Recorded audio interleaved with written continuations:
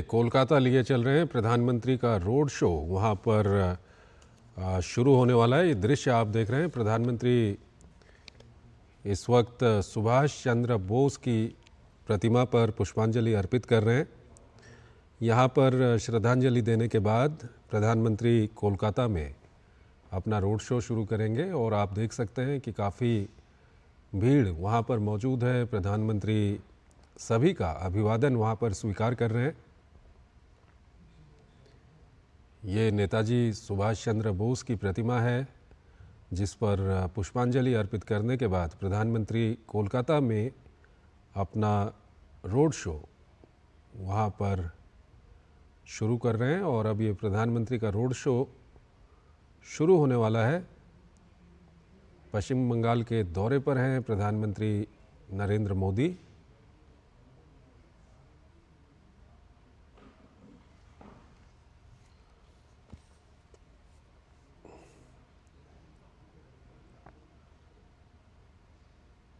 तो पश्चिम बंगाल में लोकसभा चुनावों की दृष्टि से काफ़ी महत्वपूर्ण प्रधानमंत्री का ये रोड शो है। सुभाष चंद्र बोस की प्रतिमा पर पुष्पांजलि अर्पित की है प्रधानमंत्री ने, और यहाँ से ये रोड शो श्याम बाजार से शुरू होकर शिमला स्ट्रीट स्थित स्वामी विवेकानंद के आवास पर जाकर समाप्त होगा। और इस दौरान प्रधानमंत्री बाग बाजार स्थित मां शारदा के आवास पर भी जाएंगे। और फिलहाल ये रोड शो, आपको ये दृश्य हम दिखा रहे हैं पश्चिम बंगाल के कोलकाता से, जहां पर ये रोड शो अब शुरू हो चुका है।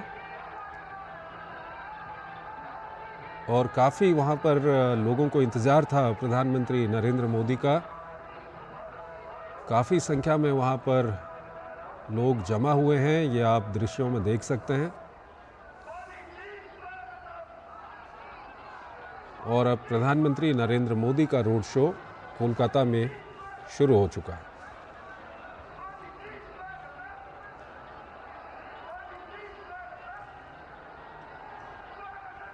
आपको बता दें कि इस रोड शो की जो थीम है वो बांग्लीर मोने मोदी रखा गया है। और काफ़ी वहाँ पर लोगों को इंतज़ार था प्रधानमंत्री मोदी का। और अब प्रधानमंत्री मोदी वहाँ पर पहुँच चुके हैं और उन्होंने अपना रोड शो शुरू कर दिया है। ये सीधे दृश्य हम आपको दिखा रहे हैं पश्चिम बंगाल की राजधानी कोलकाता से।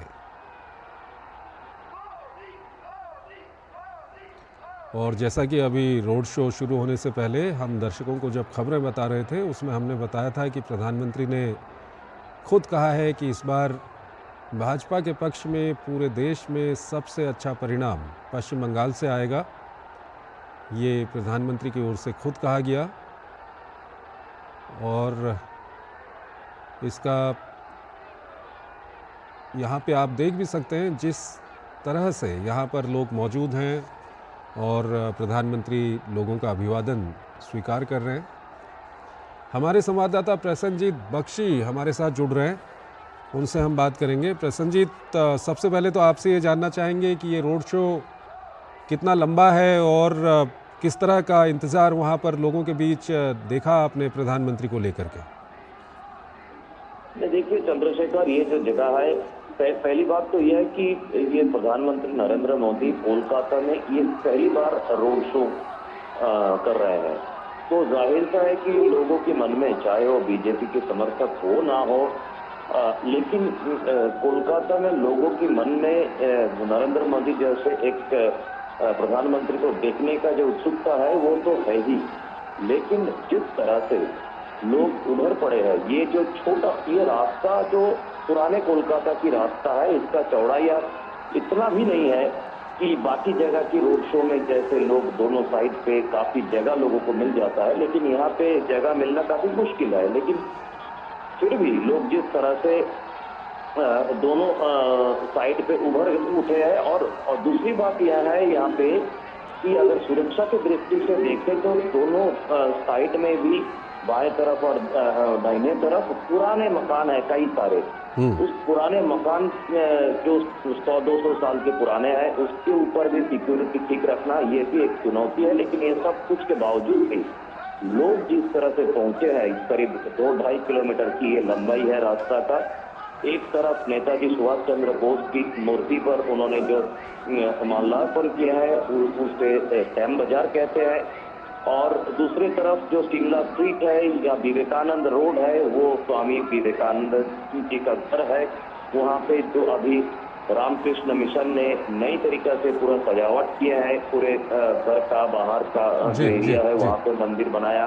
तो ये जो 2-2.5 किलोमीटर जिस तरह से भीड़ है, उसे लगता है कि 1 घंटा तो लग ही जाएगा पूरे। ठीक है, हमारे संवाददाता प्रसन्नजीत बता रहे हैं कि करीब 2-2.5 किलोमीटर का ये रास्ता है जिस पर प्रधानमंत्री मोदी वहाँ पर रोड शो कर रहे हैं और भारी संख्या में वहाँ पर भीड़ जुटी हुई है प्रधानमंत्री का स्वागत करने के लिए, और प्रधानमंत्री भी हाथ हिलाकर लोगों का अभिवादन स्वीकार कर रहे हैं। हमारे संवाददाता विनोद मिश्रा हमारे साथ जुड़ गए हैं। विनोद जी, प्रधानमंत्री ने जो इंटरव्यू दिया था उसमें प्रधानमंत्री ने ये कहा है कि इस बार पूरे देश की अगर हम बात करें तो पश्चिम बंगाल का जो नतीजा है वो बीजेपी के पक्ष में सबसे अच्छा नतीजा पश्चिम बंगाल से आने वाला है, और यहाँ पर भी हम देख रहे हैं कि काफ़ी लोग वहाँ पर जमा हैं। प्रधानमंत्री भी कोलकाता में रोड शो कर रहे हैं, क्या कुछ कहेंगे? जोशी जी, आपने बिल्कुल सही कहा, और अभी हमारे जो संवाददाता प्रसेनजीत जी बता रहे थे, मैं उसी को थोड़ा सा आगे बढ़ाता हूँ कि देखिए ये इस बार का ये जो रोड शो है नॉर्थ कलकत्ता का, ये इसलिए भी इम्पोर्टेंट है कि लास्ट फेज के इलेक्शन में जो पिछली बार 2019 में बीजेपी की कोई भी एक सीट नहीं हो पाई थी, तो ये एक बीजेपी के लिए चैलेंज था कि लास्ट फेज के इलेक्शन में पश्चिम बंगाल का जो ये कोलकाता सेंट्रिक है, उन सारे सेंट्रिक एक जगह पे बीजेपी अपना एक तरह से आप कहें कि वो पूरा का पूरा अपनी ताकत लगाई हुई। और प्राइम मिनिस्टर के मोदी का अगर इधर आप रोड शो देख रहे हैं नॉर्थ कलकत्ता में, तो साउथ कलकत्ता में ममता बनर्जी भी साथ साथ उनका भी रोड शो और उनकी भी रैलियां सब चल रही है। लेकिन जब आपका सवाल है, जब पीएम ने कहा है कि कोलकाता पश्चिम बंगाल जो है वो बेस्ट परफॉर्मर स्टेट होगा बीजेपी के लिए, तो ये बात कहते हुए उनके बात पे कितना इस बात का दम आप इस बात से समझ सकते हैं कि जो कोलकाता में जब बीजेपी इतने दिन के संघर्ष के बाद भी कोलकाता में अपना एक इस तरह का आधार नहीं बना पाया था, और आज के जो कोलकाता आप देखते हैं तो उसमें आपको लगता है कि एक जन सैलाब सा कोलकाता के इस 2-2.5 किलोमीटर में उमड़ पड़ा है। और ये जब जन सैलाब आप देखते हैं, लोगों की भीड़ देखते हैं और लोगों की जो उत्सुकता देखते हैं, और प्राइम मिनिस्टर को देखने के लिए जो ललक देखते हैं अपने अपने मोबाइल फोन में, उस लम्हे को कैद करने की जो लोगों में एक ललक देखते हैं, तो आप कह सकते हैं कि ये जो नॉर्थ कलकत्ता की जिस रोड से पीएम मोदी अभी गुजर रहे हैं, ये एक सामाजिक क्रांति का एक इलाका माना जाता है। ये भारत के जो राजधानी आप कहते हैं कलकत्ता ब्रिटिश काल में कभी रही है का वो गौरव मिला है कलकत्ता को, तो आप ये कह सकते हैं कि सामाजिक परिवर्तन का सेंटर भी कलकत्ता का यही इलाका रहा है। इसी इलाके में आप कह सकते हैं कि नेताजी सुभाष चंद्र बोस से लेके, और आप अगर बात करेंगे तो रामकृष्ण परमहंस की जो अभी आप शारदा माँ के मंदिर में घर पे आपने देखा पीएम मोदी का श्रद्धांजलि सुमन रखते हुए, तो ये आप कह सकते हैं एक कल्चरल सेंटर है पूरे कलकत्ता का। आप कह सकते हैं कि रिफॉर्म्स को लेके भी अगर ये नॉर्थ बंगाल को आप कहें कि ये देश के लिए अग्रणी भूमिका रही है तो शायद अतिशयोक्ति नहीं होगी। और इस बार जब आप नॉर्थ कलकत्ता में देख रहे हैं कि इस तरह की लोगों की भीड़ और लोगों की ये ललक, तो आप कह सकते हैं कि प्राइम मिनिस्टर मोदी ने जो कहा है कि पश्चिम बंगाल इस बार इनका बेस्ट परफॉर्मर स्टेट होने वाला है, तो शायद कुछ गलत नहीं कहा है। जिस तरह का पश्चिम बंगाल में पीएम ने एग्रेसिवली कैंपेन किया है, जिस तरह से पीएम मोदी ने जो एग्रेसिवली रैलियां किया है, लोगों के एकदम एक एक इलाके में पहुंचे हैं और अपने सरकार के जो 10 साल का उनका अपना ट्रैक रिकॉर्ड रहा है उसको लोगों के सामने में रखा है। और इसके बाद जो ममता टीएमसी और सीपीएम और कांग्रेस के रीजन का उन्होंने लोगों के बीच में वो तस्वीरें रखी है, जैसा कि आज भी आप अपने ही बुलेटिन में बता रहे थे कि पीएम आज भी बता रहे थे इस चीज का कि ये कोई अलग नहीं है, ये सारे एक ही है। अगर आप टीएमसी को वोट दो, कांग्रेस को वोट दो, सीपीएम को वोट दो, तो ये एक ही दुकान है, एक ही सेंटर है जहां पे ये वोट पड़ने हैं। तो वो एक तरह से ये बताने की कोशिश कर रहे हैं कलकत्ता में, खास करके पश्चिम बंगाल में, कि बीजेपी एक अलग पार्टी है जो लोकतंत्र की जो सही मायने में लोकतंत्र है उसकी जड़ें पश्चिम बंगाल में जो एक तरह से सीपीएम के दौर से उखड़ती गई थी, वायलेंस का दौर था, चाहे प्री पोल का इलेक्शन हो, पोस्ट पोल इलेक्शन हो, अब एक खून रक्त रंजित बंगाल हम लोग देखते रहे हैं। पंचायत के इलेक्शन में आपने देखा, एमएलए के इलेक्शन में देखा, और एमपी के इलेक्शन में अभी आपने 6 फेज के चुनाव के सब होते होते आपने देखा, हर जगह एक वायलेंस का नगारा रहता है। और इसके सामने में जो संदेश खाली का जो ये एपिसोड रहा है, वो भी पूरे दुनिया को और खास करके भारत को, देश को शर्मसार किया है। तो ये 7वें फेज के दौर में जब पीएम मोदी की ये रैली देखते हैं, ये रोड शो आप देख रहे हैं, तो इसका मैसेज 7 फेज के जो चुनाव में जो 1 जून को होने वाला है, कमोबेश आपको ये बात मैं एकदम बिल्कुल श्योर कह रहा हूं कि इस बार का जो ये फेज का जो चुनाव है, उसमें बीजेपी का जो कॉन्फिडेंस है, जो पीएम मोदी का कॉन्फिडेंस है, वो सचमुच ये भीड़ और लोगों की ये ललक दिखाती है। ठीक है विनोद जी, आप हमारे साथ बने रहिए। हमारे साथ हमारे संवाददाता विशाल वेरिस्टो हमारे साथ जुड़ गए हैं। वो जहां पर ये रोड शो चल रहा है वहीं पर वो मौजूद हैं। विशाल, किस तरह का उत्साह देख रहे हैं लोगों में आप? देखिए चंद्रशेखर, जब आप ग्राउंड जीरो से बात करते हैं तो आप एग्जैक्ट आपको पता होता है कि क्या सिचुएशन है। देख के सुनी सुनाई बातें करना और ग्राउंड से बोलना ये टोटली डिफरेंट हो जाता है। और ग्राउंड पे मैं जब से आया हूं, मैं देख रहा हूं कि लोगों में जबरदस्त उत्साह है और बीजेपी बहुत कॉन्फिडेंट नजर आ रही है, क्योंकि लोगों से बातचीत में पता चल रहा है कि 10 साल का जो ममता बनर्जी का जो रूल रहा है, उसको लेकर वो उनमें काफी नाराजगी है। और आज प्रधानमंत्री ने जिस तरह से बात की है, अभी उन्होंने बारासात में रैली की और रैली में उन्होंने ये बता दिया कि विकसित भारत में पूर्वी भारत का बहुत बड़ा योगदान है। और उन्होंने कहा कि टीएमसी का जो रूल है, लोग उससे उकता गए हैं। और जैसे ही उन्होंने ये बोला तो एक जबरदस्त शोर पीएम के इस बात पे रिस्पांस आया। और पीएम को देखकर जिस तरह का एक्साइटमेंट मैं देख रहा हूं, क्योंकि मैं कुछ रैलियां कवर कर चुका हूं बंगाल में, कृष्णानगर, बारासात और झारग्राम, और हर जगह प्रधानमंत्री को देखने के लिए खासतौर से महिलाओं और बच्चों में खासा उत्साह है। और आज प्रधानमंत्री ने स्टेज से कुछ बच्चों के लिए कहा कि मैं देख रहा हूं कि कुछ बच्चे हाथों में तस्वीरें लेकर आए हैं जो उन्होंने खुद बनाई हैं, और उसमें से एक तस्वीर भी मैंने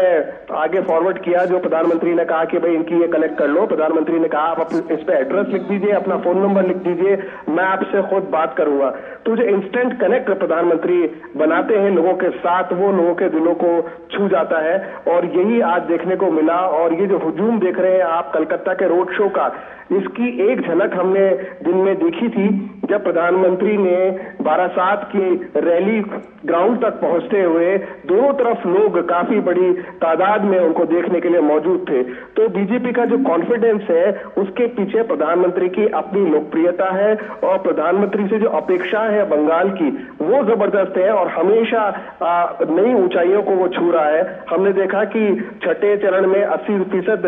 बंगाल में वो मतदान हुआ, 73% 5वें चरण में हुआ और आखिरी चरण जो है इसमें बीजेपी ने प्रधानमंत्री के नेतृत्व में पूरी ताकत झोंक दी है। और प्रधानमंत्री ने कहा कि मुझे ताकत मिलती है आप लोगों के प्यार से और आप लोगों का जिस तरह से साइक्लोन के बावजूद आप लोग इतनी तादाद में मुझसे मिलने आए, मेरी बात सुनने आए, उससे मुझे जो एनर्जी मिलती है वो इसका पूरा बदला मैं चुकाऊंगा और बदला चुकाऊंगा बंगाल का विकास करके। चंद्रशेखर,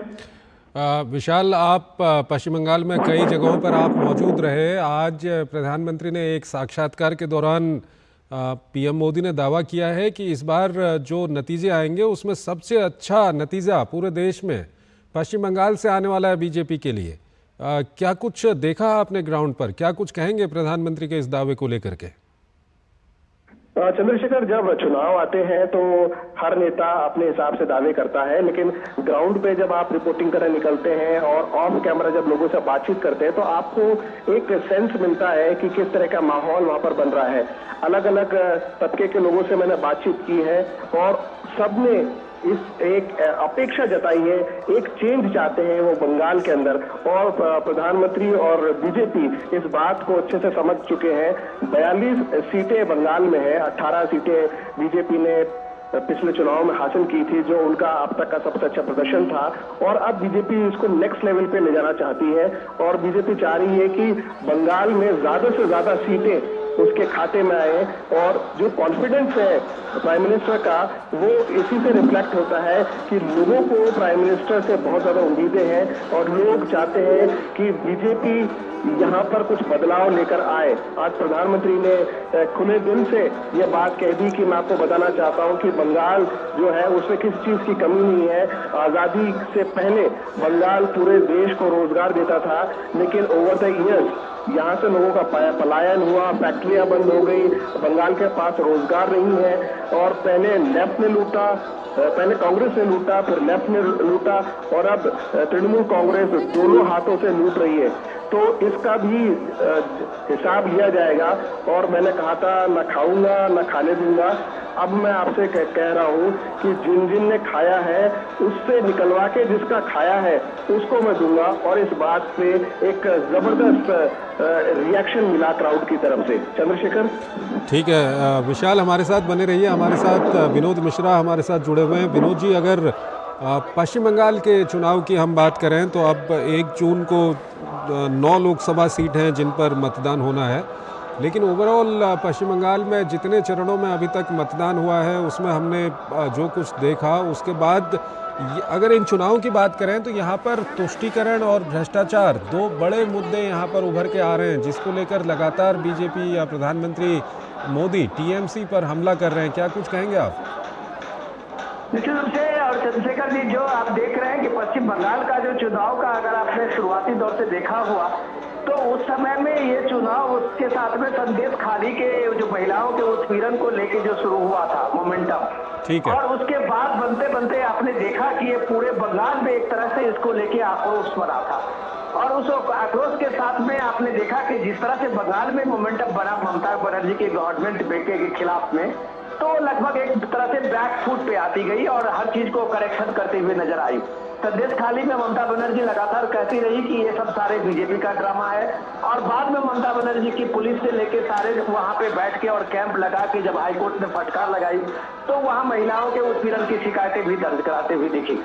सवाल ये है कि ममता बनर्जी का जो रूल रहा है टीएमसी का, वो एक तरह से पूरे पुराने सीपीएम की एक कॉपी रही है।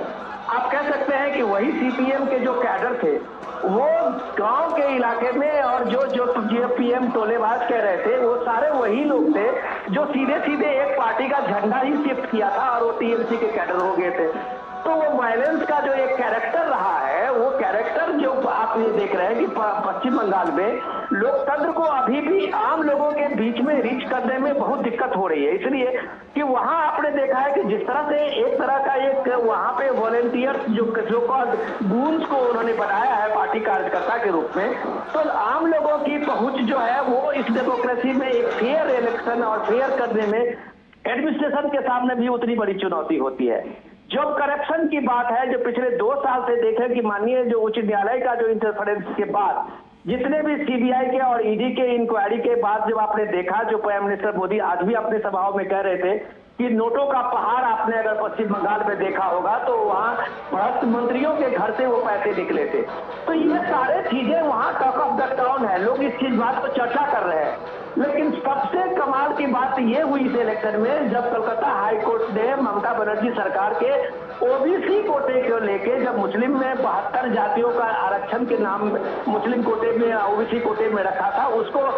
कलकत्ता हाई कोर्ट ने एक्सपोज किया। ये पश्चिम बंगाल में अभी 2-3 फेज के चुनाव में एक बड़ा मुद्दा बना है। बड़ा मुद्दा इसलिए भी है कि लगातार ममता बनर्जी से लेकर टीएमसी, सीपीएम और कांग्रेस का जो वहां कैंपेनिंग था, वो पूरे देश का जो कैंपेनिंग है इंडिया गठबंधन का, उसी के आधार पर था कि संविधान खतरे में था, है लोकतंत्र बचाना है, हमें आरक्षण खत्म हो जाएगा। लेकिन ये चीजें उनके अपने आप एक्सपोज होती गई, और जब प्राइम मिनिस्टर मोदी कहते हैं कि ये इनका इम्पीचमेंट जो है वो कैसे एक्सपोज हुआ है, और जब कलकत्ता हाई कोर्ट ने कहा कि आप धर्म के आधार पे जब पूरे मुस्लिम कम्युनिटी के 72 कास्ट को आप शामिल किया है, तो जाहिर सी बात है कि ये एक गैर संवैधानिक है और इसका ऑब्जेक्टिव सिर्फ वोट बैंक है। तो कलकत्ता हाई कोर्ट के इस मोहर के बाद जब ममता बनर्जी बैकफुट पे आई है, तब से वो कहने लगी है कि हम हाई कोर्ट का यह आदेश नहीं मानेंगे, हम आरक्षण जारी रखेंगे, हम मुस्लिम कम्युनिटी का आरक्षण दे के रहेंगे। तो ये एक पॉइंट था। दूसरा सबसे बड़ा जो उनका सीएए पे रहा है, पश्चिम बंगाल में बीजेपी ने दमखम से सीएए को अपना स्टैंड बताया और सीएए कानून को लागू करने के साथ साथ जब आपने देखा कि पिछले हफ्ते में 200 से ज्यादा पाकिस्तान से आए हुए, बांग्लादेश से आए हुए जो हिंदू सिख कम्युनिटी के शरणार्थी थे, उनको ये मिला, भारत का नागरिकता का प्रमाण पत्र मिला, तो ममता बनर्जी का जो ये भ्रम फैला रहे थे वो लगभग भ्रम वहां पे खत्म हो रहा था। मथुरा समाज का जो एक इस कंस्टिट्यूंसी में अभी आप कह सकते हैं कि एक बड़ा प्रभाव है। हर कंस्टिट्यूंसी में कम से कम 18 ऐसे एमपी कंस्टिट्यूंसी है जहां मथुरा समाज का बहुत बड़ा प्रभाव है। और ममता बनर्जी ज्यादा के उसको कहती थी उन समाज को कि अगर आपने सीएए का फॉर्म भरा तो आपकी जो है वो नागरिकता तो ज्यादा मिलेगी नहीं मिलेगी, लेकिन आप जो है वो सख्त के दायरे में आ जाएंगे, आपके पास में ये कानून नहीं होगा, आप यहाँ पे जमीन नहीं ले पाएंगे। लेकिन जब एग्रेसिवली कैंपेन में पीएम मोदी ने, अमित शाह ने यह बताना शुरू किया कि सीएए को कोई हटा नहीं सकता, इस कानून को कोई बदल नहीं सकता, ये पूरे उन सारे शरणार्थियों के लिए है जिसने आज विभाजन का दंश झेला है, जो भारत में शरण लेने के अलावा उनके पास कोई चारा नहीं रहा था, वो ऐसे हिंदू, सिख, ईसाई, जैन ऐसे कम्युनिटी के लिए ये भारत शरण देने की बात कही है, उनको नागरिकता देने की बात कही है। तो सबसे जब भारत सरकार का ये स्टैंड क्लियर हुआ है तो वहां भी समाज में ये इम्पैक्ट पड़ा है। तो ऐसे कई ऐसे मुद्दे हैं जिन मुद्दों को लेकर जो ममता बनर्जी शुरू से उठाती रही थी, वो मुद्दों पर ममता बनर्जी खुद घिरती हुई नजर आ रही थी। चंद्रशेखर, बिल्कुल विनोद जी, आप हमारे साथ बने रहिए। विशाल बैरिस्टो हमारे साथ बने हुए हैं, उन्होंने पिछले जो चरणों में पश्चिम बंगाल में चुनाव हुए हैं वो ग्राउंड पर मौजूद थे, उन्होंने वहाँ पर चुनाव भी कवर किए हैं। विशाल, तुष्टीकरण और भ्रष्टाचार दो ऐसे मुद्दे हैं जो लगातार बीजेपी और प्रधानमंत्री नरेंद्र मोदी, ममता बनर्जी और उनकी सरकार पर आरोप लगाते रहे हैं। हाल ही में ओबीसी वाला मामला भी सामने आया। ये जो दोनों मामले हैं, तुष्टीकरण और भ्रष्टाचार, कितना कुछ वहाँ पर, खासकर अगर हम भ्रष्टाचार की बात करें, पिछले दिनों हमने संदेश खाली भी देखा, इसका असर वहाँ के जनमानस पर कितना है? चंद्रशेखर, आज आपने बात की संदेश खाली की जो एक महिला है जो शिकार हुई उस उत्पीड़न की और उसको बीजेपी ने कैंडिडेट बनाया, और रेखा पात्रो जो कैंडिडेट है बीजेपी की, उनके लिए प्रधानमंत्री ने कहा कि आज मैं इनके भाषण को सुन के बहुत अभिभूत हुआ हूँ और टीएमसी के पास कोई ऐसा लीडर नहीं है जो इस तरह का भाषण दे सके। और ये हमने बीजेपी ने इनको कैंडिडेट बना के ये बता दिया है कि नारी की अस्मिता को हम कितनी प्राथमिकता देते हैं। इसके अलावा आपने बात की भ्रष्टाचार की, तो अगर आप बंगाल के अलावा ओडिशा और बिहार को भी अगर आप इसमें मिला लें, क्योंकि ये जो पॉपुलेशन है बिहार और उड़िया, ये तीनों स्टेट्स में माइग्रेट करते हैं, और 40 सीटें आपके बिहार की, 21 आपकी उड़ीसा की और 42 आपके बंगाल की। तो बीजेपी ने यहाँ पर फोकस रखा करप्शन और अपीजमेंट, और करप्शन और अपीजमेंट को लेकर बीजेपी बुलडोज कर रही है और वो पूरी तरह से आश्वस्त है कि वो अपने पिछले बार के रिकॉर्ड को वो तोड़ देंगे। और जिस तरह से प्रधानमंत्री लगातार इस इलाके में फोकस कर रहे हैं, खासतौर से बंगाल में, और 2 दिन का दौरा है प्रधानमंत्री का, आज से शुरू हुआ, सुबह से लेकर शाम तक प्रधानमंत्री पूरी एनर्जी के साथ लोगों के बीच में जाते हैं। कल भी उनकी रैलियां हैं, यहाँ पर जनसभाएं हैं, और काकद्वीप पे जहां मैं खुद मौजूद रहूंगा, वहां पर प्रधानमंत्री फिर से एक बार लोगों से मुखातिब होंगे। बार बार वो एक ही बात को उठा रहे हैं कि आप जो लोग हैं बंगाल के, वो एक जुझारू लोग हैं, बंगाल के पास किसी भी चीज की कमी नहीं है। बंगाल ने भारतीय स्वतंत्रता संग्राम में कितना बड़ा योगदान दिया है, बावजूद इसके आज जो आम बंगाली है वो छोटी छोटी चीजों के लिए, बेसिक एमिनिटीज के लिए तरस रहा है। और उसकी वजह ये है कि जो ममता सरकार है, करप्शन और अपीजमेंट के अलावा उन्होंने एक काम ये भी किया कि सेंट्रल की जो स्कीम्स थी उसको उन्होंने ब्लॉक किया, और जो केंद्र की योजना है उसको आम आम जन तक नहीं पहुंचने दिया, गरीब तक नहीं पहुंचने दिया। इस बात को लेकर प्रधानमंत्री बार बार लोगों के बीच में जा रहे हैं और जाहिर सी बात है करप्शन को लेकर वो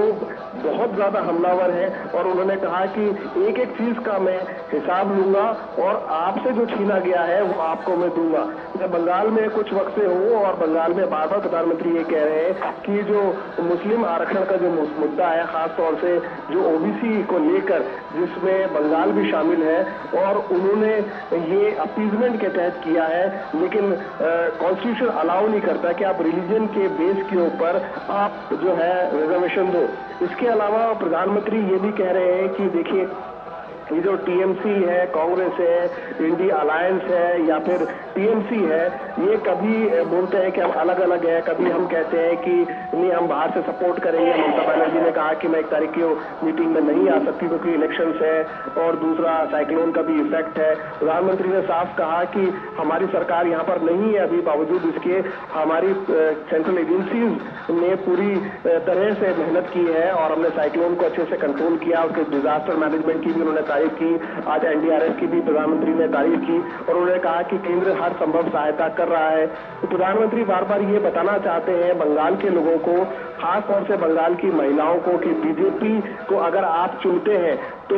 बीजेपी आपकी सुरक्षा की गारंटी लेता है, बीजेपी आपकी बेसिक एमिनिटीज की गारंटी लेता है, आपके खाने से लेकर आपके किचन और आपके घर। उन्होंने ये भी कहा कि मोदी सिर्फ 4 दीवारी और छप्पर नहीं देता, मोदी जो आपको देता है वो आपको एक घर देता है, एक किचन देता है, एक वॉशरूम देता है, ताकि आप इज्जत के साथ अपनी जिंदगी को जी सके। और यही बंगाल के लिए बहुत जरूरी है। और बंगाल के अंदर जो इंडस्ट्रियलाइजेशन नहीं हुआ, बार बार वो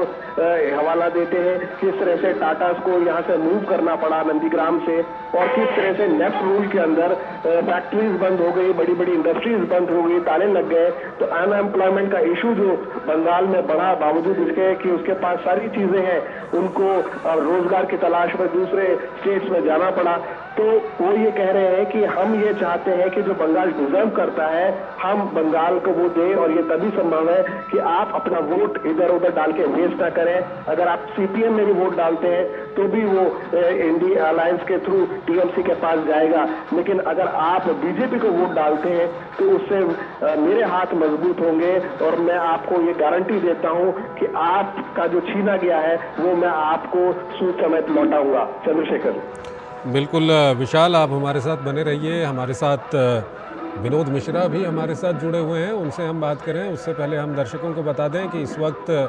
प्रधानमंत्री एक रोड शो कर रहे हैं कोलकाता में, पश्चिम बंगाल के कोलकाता में। प्रधानमंत्री इस वक्त एक रोड शो कर रहे हैं, भारी संख्या में वहाँ पर सड़क के दोनों ओर लोग मौजूद हैं। प्रधानमंत्री उनका अभिवादन स्वीकार कर रहे हैं और ये आपको हम दृश्य कोलकाता से दिखा रहे हैं। विनोद मिश्रा हमारे साथ जुड़े हुए हैं। विनोद जी, अगर आज जो ममता बनर्जी की ओर से जो बयान दिया गया उसमें उन्होंने कहा है कि जब हमने सीपीएम को ख़त्म कर दिया तो बीजेपी को भी हम ख़त्म कर देंगे। ये सवाल मैं इसलिए पूछ रहा हूँ क्योंकि ममता बनर्जी की एक वक्त जो लड़ाई थी वो सीपीएम से थी और वो दौर था जब पश्चिम बंगाल में सीपीएम का शासन हुआ करता था। तो क्या ममता बनर्जी ये समझ चुकी हैं कि पश्चिम बंगाल में बीजेपी इस वक्त बहुत बड़ी ताकत बन चुकी है? चंद्रशेखर, मैं आपके सवाल का जवाब देने की कोशिश करूं उससे पहले आज ये अगर आप कलकत्ता में हैं तो श्यामा प्रसाद मुखर्जी की चर्चा करना जरूरी हो जाता है। तो जब आप श्यामा प्रसाद मुखर्जी की बात करते हैं, जनसंघ के संस्थापक श्यामा प्रसाद मुखर्जी थे और वो उस कलकत्ता में आज पीएम मोदी है, तो आप कह सकते हैं कि ये बीजेपी का एक पैतृक इलाका है। पैतृक इलाका मैं इसलिए कह रहा हूं कि ये अगर बीजेपी के शीर्षक पुरुष का नाम अगर ले 2-4 में तो श्यामा प्रसाद मुखर्जी सबसे पहला नंबर आते हैं। और उस श्यामा प्रसाद मुखर्जी के कलकत्ता में अगर आप पीएम मोदी है तो जाहिर सी बात है कि उनके अंदर में एक अपना वो भाव है जो अपने संस्थापक के उस शहर में, उस इलाके में है। तो वो श्यामा प्रसाद मुखर्जी के बातों को जब हम आप देखते हैं कि एक जम्मू कश्मीर की जो आप आज देख रहे हैं बदली हुई हालत, और नया कश्मीर की आप बात करते हैं आर्टिकल 370 एब्रोगेशन के, तो वो लड़ाई लड़ने वाला भी श्यामा प्रसाद मुखर्जी ही थे। जिस श्यामा प्रसाद मुखर्जी का एक देश एक विधान एक निशान का संकल्प लेके वो जब जम्मू कश्मीर में वो क्रॉस किए थे, कठुआ बॉर्डर से वहां लखनपुर बॉर्डर क्रॉस किए थे, तो शेख अब्दुल्ला सरकार ने उनको अरेस्ट कर लिया। नेहरू जी की सरकार थी केंद्र में और उसके बाद रहस्यमय तरीके से जब उनको अरेस्ट करके रखा गया था तो उनकी मौत हो गई थी। तब से बीजेपी का वो स्लोगन जारी रहा और वो जारी रहा पिछले 40-50 साल तक कि जो जहां बलिदान हुए मुखर्जी वो कश्मीर हमारा है। आपको याद होगा बीजेपी ने अपने स्तुति भाव में उस श्यामा प्रसाद मुखर्जी को सामने में रखा और पीएम मोदी जब जब भी जम्मू कश्मीर की बात करते हैं तो श्यामा प्रसाद मुखर्जी को सबसे पहला नाम लेते हैं। तो बीजेपी का ये पश्चिम बंगाल से एक वो पुराना नाता है, वो ऐसा संबंध है जो ममता बनर्जी सिर्फ एक डायलॉग देके उसको नहीं खत्म कर सकती। वहां बीजेपी की जड़ें हैं, वहां बीजेपी के लिए वहां पे संघ का एक बड़ा काम है। साथ साथ बीजेपी के साथ साथ जब हिंदू संस्कृति की बात आप करते हैं उसके सारे संस्थापकों के भाव में, आदि पुरुष के भाव में आप पश्चिम बंगाल के इस कलकत्ता के नॉर्थ कलकत्ता के सेंटर में आप देख सकते हैं, जहां रामकृष्ण मिशन से लेके आप स्वामी विवेकानंद मिशन से लेके आप जितने, जिसको ममता बनर्जी अभी कह रही थी कि ये सन्यासी नहीं बीजेपी के एजेंट है, तो इसी रोड पे पिछले एक हफ्ते बाद पहले आपने देखा होगा कि रैलियां साधु संतों ने निकाली थी, एक बड़ा प्रदर्शन किया था जिसपे प्रधानमंत्री मोदी अभी जा रहे हैं उसी रोड पे। तो ये भाव एक है, लोगों को इस बात का हमेशा अंदेशा रहती है कि ममता बनर्जी के तुष्टीकरण में शायद भारत की जो भारतीयता है, सनातन की जो संस्कृति है वो कहीं से खत्म होती जा रही है। जब ये मोदी कहते हैं कि पश्चिम बंगाल में अगर हमारी सरकार बनेगी तो यहाँ रामनवमी भी होंगे और दूसरे उत्सवों की तरह यहाँ भी हिंदुस्तान के जो उत्सव है वो मनाए जाएंगे, तो ये लोगों को आह्लादित करता है, जिससे ममता बनर्जी सरकार ने पिछले वर्षों में छीन लिया था। तो आप इस बात को, ममता बनर्जी के उस दावे की कोई अहमियत नहीं रहती है। जहां तक रही बात कि ममता बनर्जी का जो पॉलिटिक्स है इंडिया गठबंधन में, वो एकला चलो के साथ साथ जब वो एक फ्रंट पे आती है, जैसे 1 जून को इंडिया गठबंधन ने अभी अपना एक मीटिंग कॉल किया है और ममता बनर्जी ने साफ साफ मना कर दिया है कि मुझे इंडिया गठबंधन की मीटिंग में नहीं जाना है, हमारी अपनी और पहले से शेड्यूल्ड है। तो इसका मतलब सीधा सीधा है कि ममता बनर्जी कांग्रेस के नेतृत्व में, जिस तरह से कांग्रेस ने एक तरह से गठबंधन को अपने हाथ में लिया है, तो ऐसे गठबंधन में ममता बनर्जी नहीं जाएगी। और ममता बनर्जी ने इसके संकेत इलेक्शन में लास्ट फेज में दे रहे हैं कि हम इंडिया गठबंधन को बाहर से सपोर्ट करेंगे। इसका मतलब वो ये भी कह रही है कि हम गठबंधन में नहीं है। तो ममता बनर्जी की लड़ाई पश्चिम बंगाल में जो एकला चलो का है वो उनका एग्जिस्टेंस का सवाल है। और एग्जिस्टेंस का सवाल इसलिए भी है कि पश्चिम बंगाल में ममता बनर्जी का ये 13-14 साल का जो टेन्योर शासन रहा है वो अपने लोएस्ट स्पॉट में है। जब प्राइम मिनिस्टर मोदी अभी जितनी भी रैलियां हैं उस रैली में जब वो सारी चीजों का लोगों के सामने में रखते हैं, अपनी सरकार की उपलब्धि और ममता बनर्जी सरकार की उपलब्धि, जब पीएम कहते हैं कि हम जो भारत का जो विकसित भारत की बात करते हैं वो पश्चिम बंगाल के बिना विकसित भारत का संकल्प कैसे पूरा होता है। आज का जो भारत है वो भारत आप एक ग्लोबल प्लेटफॉर्म पे एक विकसित भारत के रूप में भारत की एक पहचान बनी है और उसमें जब ये ग्लोबल हब भारत बना है, टूरिज्म को लेके, टेक्सटाइल को लेके, डिजिटल को लेके, नए नए इन्वेंशन को लेके, उसमें बंगाल कहाँ रह गया है। तो जो बंगाल इंडस्ट्री के रूप में आप कह सकते हैं पूर्वी भारत का या पूरे नॉर्थ इंडिया का एक सेंटर होता था, वो ममता बनर्जी के सरकार में 1 रुपये का कोई इन्वेस्टमेंट नहीं आया, कोई एक इंडस्ट्री नहीं लगी। तो ये बात लोगों को इस भीड़ में, लोगों की इस ललक में प्राइम मिनिस्टर मोदी से वो उम्मीदें जगती है। वो उम्मीदें जगती है जब प्राइम मिनिस्टर मोदी विकसित भारत की बात करते हैं तो पश्चिम बंगाल में खास करके शहरी इलाकों में ये अब लगने लगा है कि शायद पीएम मोदी के रास्ते पे इन सारे शहरी इलाकों का वही जो एक ग्लोबल हब बनता जा रहा है भारत के अन्य शहर, उस शहर का दर्जा भी कभी पश्चिम बंगाल का भी होगा। उस शहर का जो डेवलपमेंट है कभी देश के दूसरे राज्यों के बड़े शहरों की तरह होगा। ये ललक भी आपको कलकत्ता के इस रैलियों में दिख रहा है, इस रोड शो में दिख रहा है। जो ये सारी चीजें जो है वो आप एक देश के फलक पे जब देखते हैं और पश्चिम बंगाल कैसे पीछे छूटता गया है, तो लोगों के सामने में आज पीएम मोदी है जो एक उम्मीद जगाती है, एक भरोसा देता है, और यही भरोसा जो है लोगों को इतने भारी तादाद में आप देख रहे हैं कलकत्ता के इस व्यवसायी और एक इस शहर के भीड़ भाड़ वाले इलाके में रोड के दोनों बगल में लाखों लोग जमा हुए हैं। तो ये एक उम्मीद की मोदी है, और मोदी की जो गारंटी है वो सच में देश के आम लोगों को इस मन में बताता है कि कोई गारंटी का मतलब मोदी की गारंटी होती है। चंद्रशेखर, ठीक है विनोद जी, आप हमारे साथ बने रहिए। विशाल बैरिस्टो हमारे साथ बने हुए हैं। विशाल, इस बार के अगर हम चुनाव की बात करें तो बीजेपी की ओर से बार बार ये भी आरोप लगाए गए कि पश्चिम बंगाल में राज्य की मशीनरी और पुलिस का दुरुपयोग भी किया जा रहा है, जिसमें से एक आरोप ये था कि जो प्रधानमंत्री मोदी का ये रोड शो हो रहा है, इसको लेकर के भाजपा आईटी सेल के हेड अमित मालवीय ने आज सवेरे 2 वीडियो भी डाले थे, और उनका आरोप ये था कि आधी रात के बाद ममता बनर्जी के निर्देश के तहत कोलकाता पुलिस प्रधानमंत्री के रोड शो के मार्ग के विभिन्न बिंदुओं पर बनाए गए स्टेज को हटा रही है। उनके पास सारी मांगे हैं, वो अस्वीकार नहीं करेंगे, लेकिन अनुमति भी नहीं देंगे। क्या कुछ कहेंगे इसको लेकर के, जो पश्चिम बंगाल सरकार की मशीनरी का दुरुपयोग को लेकर के सिर्फ चुनाव के वक्त नहीं बल्कि चुनाव से पहले भी जब वहाँ पर ईडी की छापेमारी या इस तरह की बातें आती हैं, सीबीआई की छापेमारी की बात आती है, ये कितना बड़ा मुद्दा बन रहा है इस बार? देखिए चंद्रशेखर, जब हम पिछड़े राज्यों की बात करते हैं तो बिहार और बंगाल का नाम जरूर आता है, और मैं दोनों जगह मैंने चुनाव कवर किया और मैंने दोनों जगह देखा कि वाकई में अगर हम विकसित भारत की बात करते हैं तो ये 2 स्टेट ऐसे हैं जो काफी पीछे छूट गए हैं, और खासतौर से ग्रामीण इलाकों में बहुत ज्यादा गरीबी और पिछड़ापन देखने को मिला। आपने बात की सरकारी मशीनरी के दुरुपयोग की, तो मैं आपको ये बता दूं कि ये बात जरूर है, और खुद हमारे सहयोगियों ने इस बात को महसूस किया। आज प्रधानमंत्री की रैली थी और उससे पहले पुलिस कमिश्नर कोलकाता ने एक आदेश निकाला कि ये ऐसा लगता है, हमारे पास ऐसी खबर है कि यहाँ पर हिंसक प्रदर्शन हो सकते हैं, जिसको देखते हुए कलकत्ता में 28 मई से लेकर 60 दिनों के लिए धारा 144 लागू कर दी गई है। और इसका पूरा जो गेम प्लान था वो समझ में आ रहा था कि प्रधानमंत्री के कैसे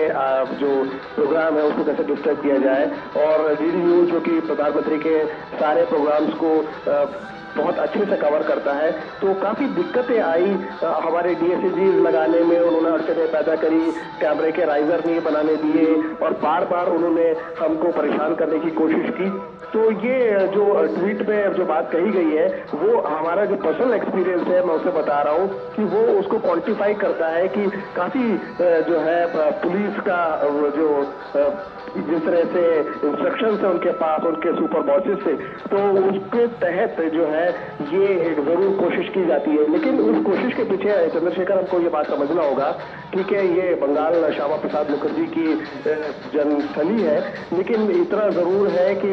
ये टीएमसी के लिए अस्तित्व की लड़ाई है। और चूंकि ममता बनर्जी का एक लंबा राज है, एंटी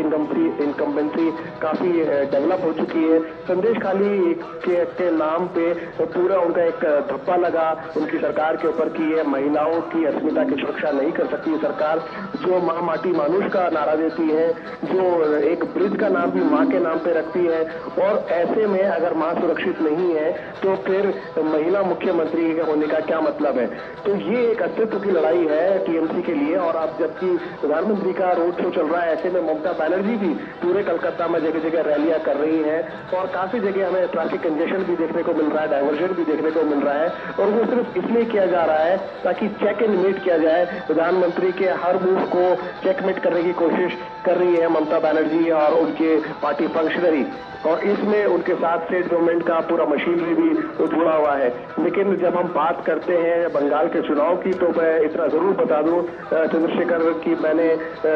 बात की थी, एक महिला कैंडिडेट है जून मालिया, उनसे मैंने बात की तो उन्होंने कहा कि देखिए चुनाव के अंदर हिंसा होती है, लेकिन अगर टीएमसी के लोगों को, मिदनापुर से वो कैंडिडेट थी, मैंने उनसे पूछा कि क्यों बार बार बंगाल का नाम हिंसा से जुड़ता है, खासतौर से चुनाव के अंदर, तो उन्होंने कहा कि हाँ ये ऐसा नहीं होना चाहिए, लेकिन अगर हमारे को प्रोवोक करेंगे बीजेपी वाले तो हम रिस्पॉन्ड करेंगे और हम अपने लड़कों को रोक नहीं पाएंगे। तो उन्होंने साफ तौर पे माना कि टीएमसी के जो काडर है वो हिंसक हो जाता है, वो अग्रेशन के साथ आगे बढ़ता है। और मैंने खुद इस बात का मैंने एक्सपीरियंस किया जब मिथुन दा जी ने यहाँ पर, मिथुन दा कहते हैं, मिथुन चक्रवर्ती का रोड शो था अग्नि मित्रा पॉल के समर्थन में, जब वो मिदनापुर में रोड शो कर रहे थे तो अचानक टीएमसी के काडर की तरफ से पानी की बोतलें फेंकी गई और एक बड़ी अजीब स्थिति पैदा हो गई और ऐसा लगा कि हिंसक हो सकता है, लेकिन पैरामिलिट्री के स्ट्रॉन्ग प्रेजेंस की वजह से उसको कंट्रोल में किया गया। तो यहाँ पर जो चुनाव है उसका सारा दारोमदार जो है वो पैरामिलिट्री फोर्सेस के ऊपर आ गया है और उनको ये देखना पड़ रहा है, क्योंकि स्टेट पुलिस जो है वो कई जगह ये देखा गया है कि वो अपना रोल अच्छे से नहीं निभा रही है और वायलेंस को कंट्रोल करने भी वो इनकेपेबल रही है और फेल भी हुई है। तो ऐसे में छठा चरण आपने देखा, पांचवा चरण आपने देखा, छठा चरण आपने देखा, छठे चरण में एक आदमी की मौत हुई और जगह जगह आगजनी हुई और झारग्राम के तो जो कैंडिडेट है डॉक्टर टूडू, उनके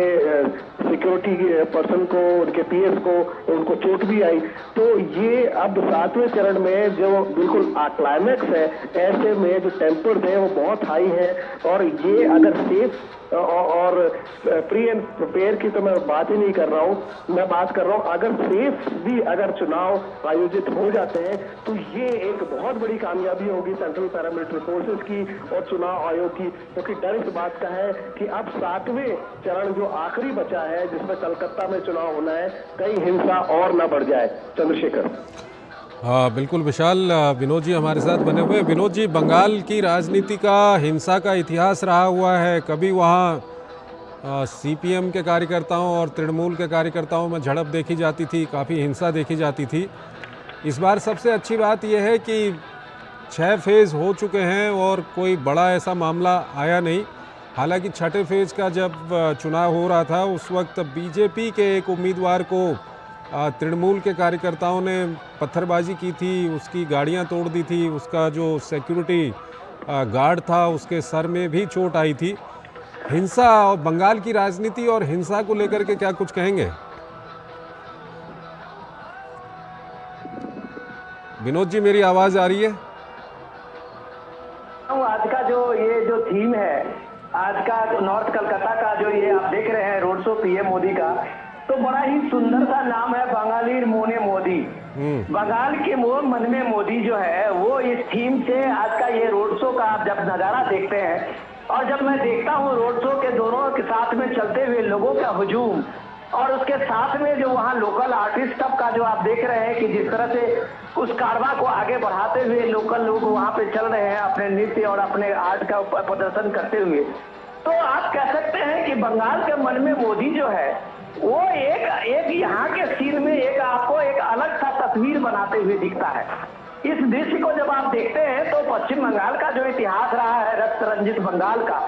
तो उसमें आपको लगता है कि बंगाल जो है उन सब चीजों से एक आगे बढ़ना चाह रहा है। आगे मैं इसलिए बढ़ना चाहने की बात आपको कह रहा हूँ कि उस समय में जब पश्चिम बंगाल में यह आरोप ममता बनर्जी पे हमेशा लगता रहता है कि टीएमसी का ये जो पश्चिम बंगाल के पुलिस फोर्स है वो एक तरह से उसके कार्यकर्ता बन जाते हैं इलेक्शन के प्रोसेस से लेके और इलेक्शन के पोलिंग तक पे। लेकिन इस बार जब इलेक्शन कमीशन की वहाँ इस कॉन्फिडेंस देने के लिए पैरामिलिट्री फोर्सेस की जो वहाँ व्यवस्था है और उसके साथ साथ में वहाँ पे इतने सैकड़ों वहाँ ऑब्जर्वर लगाए गए हैं, तो जाहिर सी बात है वो कंट्रोल तो कम से कम इलेक्शन कमीशन का है। उसमें आप नहीं कह सकते हैं कि फ्री एंड फेयर इलेक्शन कराने में कोई शको शुबा की बात होगी। हाँ, एक चरित्र रहा है वहाँ इस तरह का जो दंगे और फसाद का चरित्र रहा है, उससे आप इनकार नहीं कर सकते हैं कि प्री पोल और पोस्ट पोल में इस तरह की संभावनाएं बनती है। लेकिन सबसे बड़ी कमाल की बात यह है कि जब पीएम मोदी आज भी कह रहे थे कि पश्चिम बंगाल में जो उनके कार्यकर्ता है वो जिस भाव से एक उठ खड़े हुए हैं इस सरकार को खपकर के तृणमूल सरकार के अगेंस्ट में, तब आप इस तरह की चीजें नहीं चलता है, ये विरोध ज्यादा दिन नहीं चलता है जब जनमानस उठ खड़ा होता है, जैसे आपने संदेश खाली में देखा, जब सारी महिलाएं एक गांव की उठ खड़ी हुई तो ममता बनर्जी के सारे पुलिस एडमिनिस्ट्रेशन और प्रशासन की बातें धरी की धरी रह गई थी। तो जब लोग खड़ा होता है, जब आप इस भीड़ को देखते हैं छतों पे, आप जब देख रहे हैं कि सड़कों पे निकले हुए लोग रोड शो में प्राइम मिनिस्टर मोदी का अभिवादन करते हुए, तो बंगाल के मन में मोदी की का जो ये थीम है, तो आप ये महिलाओं को चीयरिंग करते हुए जब आप देखते हैं, तब आप कह सकते हैं कि ये एक बड़ा परिवर्तन पश्चिम बंगाल में दिख रहा है, जिसका एक संकेत प्राइम मिनिस्टर मोदी के इस नॉर्थ कलकत्ता के इस रोड शो में आप देखते हैं। तो ये साधारण सी बात नहीं है। ममता बनर्जी एक हम्बल बैकग्राउंड से आने वाली महिला है, कोई दो मत नहीं है इसमें। माँ माटी मानुष की राजनीति करते हुए पश्चिम बंगाल में उन्होंने अपनी अच्छी जगह बनाई थी। खास करके आप अभी भी कह सकते हैं कि शहरी इलाकों में बीजेपी की पैठ नहीं हो पाई थी। पिछले 2-3 इलेक्शन में गांव में बीजेपी की पैठ बहुत जबरदस्त है। ग्रामीण इलाकों में बीजेपी ने पिछली बार भी 18 सीटें जीती थी। अगर वोट परसेंटेज में आप 2019 का ले तो टीएमसी का 43% था, तो बीजेपी ने वहां 41% वोट सिक्योर किया था। तो सिर्फ 2% बीजेपी अभी पीछे रही है 2019 में। इस बार का नजारा इतना बदला हुआ है, जब आप कह सकते हैं कि अगर ये शहरी मतदाता जिस रोड शो के से आप गुजर रहे हैं और पश्चिम बंगाल में ये लास्ट स्टेज होने वाला चुनाव है, उस चुनाव में शहरी मतदाताओं का एक बहुत जबरदस्त प्रभाव पड़ता है। तो इसका नतीजा आप कह सकते हैं कि बीजेपी का स्ट्राइक रेट 2019 के मुकाबले में 2024 में बहुत जबरदस्त स्ट्राइक रेट होने वाला है। इसलिए पीएम मोदी कहते हैं कि हमारे सबसे ज्यादा अगर बीजेपी कहीं से बेस्ट परफॉर्मेंस स्टेट कोई होगा तो पश्चिम बंगाल होगा। वो कॉन्फिडेंस आपको इस रोड शो से में भी दिखता है। अगर पश्चिम बंगाल के शहरों में, खासकर के कलकत्ता राजधानी में, लोगों का ये हुजूम आप देखते हैं, लोगों की इस हुजूम की उत्सुकता देखते हैं, लोगों की एक ललक देखते हैं, बंगाली मोदी के लिए ये आप एक जोश देखते हैं, तो ये आप कह सकते हैं कि बंगाल के मन में मोदी है। और इस मोदी होने के जो वजह है वो सिर्फ एक नेतृत्व के साथ साथ में पश्चिम बंगाल में जो अव्यवस्था के पिछले इतने बरस रहे हैं और लोगों ने जिस तरह से देखा है, चाहे वो टीचर्स की नौकरी के मामले में हो, जब आपने देखा है कलकत्ता हाईकोर्ट ने 25,000 टीचर्स की नौकरी को एक तरह से सस्पेंड कर दिया था, उसको टर्मिनेट कर दिया था। इसी तरह के आपने सरकारी योजनाओं में देखा कि पश्चिम बंगाल, वहाँ कलकत्ता हाईकोर्ट ने लगभग सारे जो ये फ्लैगशिप स्कीम थे उसमें उन्होंने एक तरह से सीबीआई इंक्वायरी लगा दी है। तो ये लोगों ने वहां देखा है, करप्शन का हालत देखा है, पूरा बंगाल का जो डेवलपमेंट है एक तरह से सीज पड़ा हुआ है। और जब ये सीज पड़ा हुआ है तो लोगों की एक उम्मीद अगर इस दौर में दिख रहा है तो प्राइम मिनिस्टर मोदी से दिख रहा है। तो इसलिए ये कहा जाता है कि बंगाली मोने मोदी,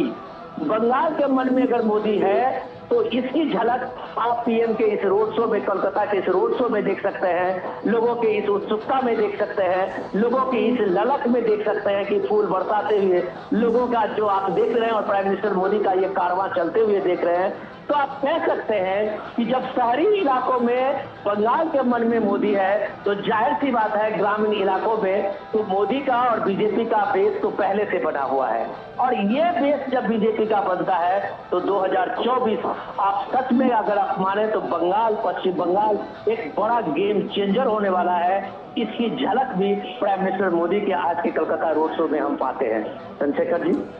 विनोद जी, ये कितना बड़ा मुद्दा बनेगा जो 77 मुसलमान जातियों को ओबीसी घोषित करना गैर कानूनी और असंवैधानिक करार दिया कलकत्ता हाईकोर्ट ने, और उसके बाद इसको लेकर के जो राजनीति शुरू हुई, एक तरफ बीजेपी ने टीएमसी पर हमला किया तो टीएमसी ने न्याय व्यवस्था पर भी सवाल खड़े कर दिए, उन्होंने कई जजों पर भी सवाल खड़े कर दिए। उसको लेकर के आज प्रधानमंत्री ने भी हमला किया, उन्होंने कहा कि न्यायपालिका का गला घोंटा गया है बंगाल सरकार के द्वारा। ये कितना बड़ा मुद्दा है इस बार के चुनाव में अगर हम बंगाल की बात करते हैं तो? देखिए, पीएम मोदी लगातार अपनी जनसभाओं में कहते रहे हैं कि हमारा कोई मुस्लिम विरोधी एजेंडा नहीं है,